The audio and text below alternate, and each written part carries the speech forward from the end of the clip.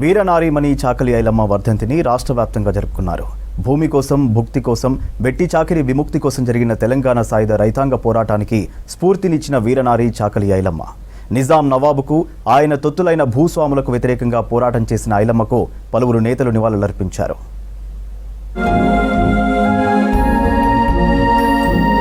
తెలంగాణ సాయుధ పోరాట యోధురాలు చాకలి ఐలమ్మ వర్ధంతి సందర్భంగా ముఖ్యమంత్రి రేవంత్ రెడ్డి అర్పించారు.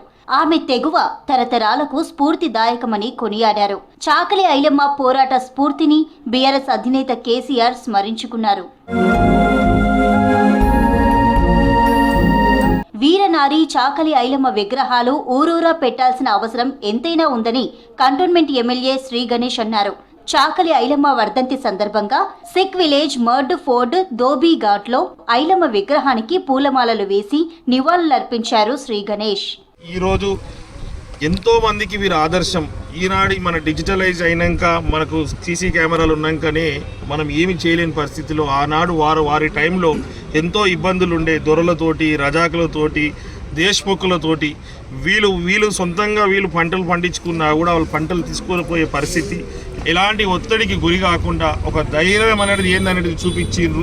ధైర్యంతో వారి పంటలు పండించుకున్న తర్వాత పంటలను తీసుకుపోవడానికి దుండగలు వచ్చినప్పుడు వారిని తరిమి కొట్టింది ఘనత మన వీరనారి చాకలి ఐలమ్మ గారిదే. ఈరోజు నేను నేటి మహిళలకు కావచ్చు, స్టూడెంట్స్కి, పిల్లలకు అందరికీ నా ఒక విజ్ఞప్తి, ఈ సంఘం వాళ్ళందరి విజ్ఞప్తి ఏంటంటే రాష్ట్ర వ్యాప్తంగా వారి విగ్రహాలు అన్ని చోట్ల పెట్టాల్సిన అవసరం ఉంది. కరీంనగర్ జిల్లా కలెక్టరేట్లో చాకలి ఐలమ్మ వర్ధంతి వేడుకలు నిర్వహించారు. ఐలమ్మ చిత్రపటానికి పూలమాల వేసి నివాళులు అర్పించారు జిల్లా కలెక్టర్ పమేలా సత్పతి.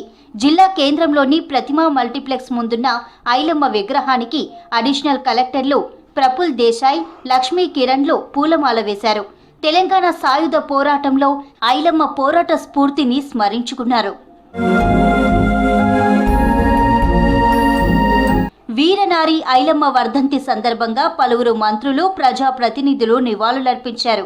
ఆమె పోరాట స్ఫూర్తిని గుర్తు చేసుకున్నారు.